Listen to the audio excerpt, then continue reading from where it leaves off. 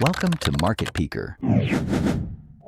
Fibonacci retracement levels are popular tools for identifying potential support and resistance levels in trading.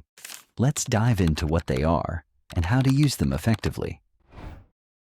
What are Fibonacci retracement levels?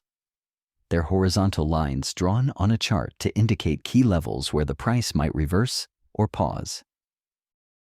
These levels are based on Fibonacci ratios: 23.6%, 38.2%, 50%, 61.8%, and 78.6%. How do they work? The idea is simple.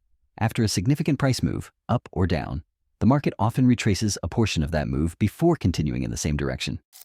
How to use Fibonacci retracements? Identify the trend.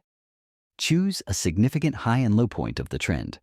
For an uptrend, draw from the low to the high. For a downtrend, draw from the high to the low. Analyze retracement levels. Watch how the price reacts at key levels like 38.2% and 61.8%. These often act as support or resistance. Combine with other tools.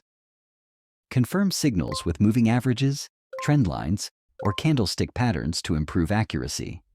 Pro tip: the 50% level isn't a Fibonacci ratio, but is widely used by traders due to its historical reliability as a midpoint.